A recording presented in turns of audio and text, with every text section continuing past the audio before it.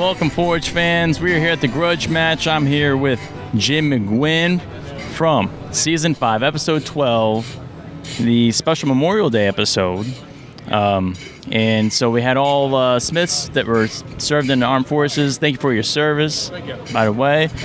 And so they had you guys harvest steel from a hedgehog to begin with. How did that how'd that come about? I didn't know what to think when we saw that big thing. I could tell right away it was going to be some kind of a sand mine challenge, but it was intimidating. Yeah, and you guys had to make a K-bar or a V2 42 stiletto. Well, I think, did everyone go with the K-bar? No, we had to make a combat knife. Right. And I went with, because it had a D-Day theme to the show and everything. So I'm thinking that time period, the K-bar is the knife. Right. K-bar is only like 7.5 inches long. Our parameters were like 9 to 12. So I went for about 9.5, just in case something happened. I didn't want to come up short. Right. But I went with more of a K-bar theme on the knife. Mm-hmm. The other guys, they went with more of a Rambo-style knife. Right. And it was fun, but they tricked us a little bit. I know fans sitting at home, they say, why didn't they listen to what the judges said that they were going to do, or what Will said that they were going to do to test them?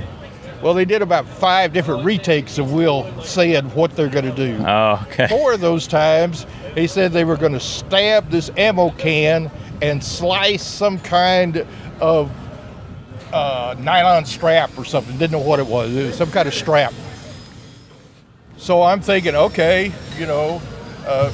like a spear point or something, be good for stabbing, and a nice thin edge for slicing. Well, one time Will said, stab and chop. And then as soon as he said chop, he stopped and went back to the stab and slice. Okay, that was just a slip of the tongue. Right. Maybe it was, but Jay Nielsen picked up on it, Yeah. So then, we did the stab, and I did good on that. But when they started chopping those ammo cans, my thin slicing edge didn't hold up for that. But it was fun. Yeah. So, of course, you were there also when Perry Johnson was here. Yes. Unfortunately, he had to be medically evacuated. Right. He looked like he overheated quite a bit. And right. He ended up actually having some heart problems. Had to have stents a few days later. Oh, really? That's... Actually, that episode saved his life. So, well, it kind of worked out in a way. So, we're glad he's still around with us today. So, round 2, you guys had to, put the guard on, bolster, butt cap. Of course, they also showed that you had some delaminations on your spine. Right. That you're trying to chase and take out, and then finally at the end, your special trick with the angle grinder, just grind some teeth into that. Will seemed really excited about that, which is pretty cool. I wish they had shown more of that. I was intentionally trying to get David Baker to bang his head off the desk, and I'm pretty sure he did. I mean, they were all screaming and hollering up there. I heard Jay Nielsen hollering, "I know what you're doing, Jim. I know what you're doing." Yep. That was pretty funny. So, the ammo can stab, then the smash, of course, took some damage. And then they had that resupply bundle slice. And unfortunately, it was a little tricky for your blade at that point. Because of the damage on it, Right. If they caught it more out towards the front of it, where it didn't have the notches in it, it would have sliced right through it. Yep. But it hung up in those big notches and chips in it. So we have some kind of general questions for you. What is your preferred steel to forge with if you're going to make a forge blade? With 1080, 1084, 5160. Just recently started doing quite a bit with 52100. Okay. All those are pretty good. I'm not a fan of 1095. Okay.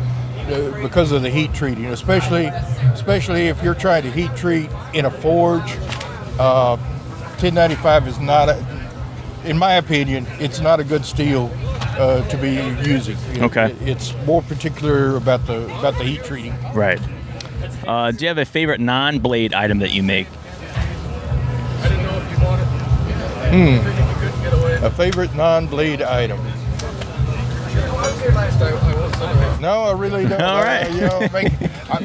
Folding knives are my favorite. You know, Okay. I make a lot of folding knives. I don't know whether I got one with me or not. Yeah.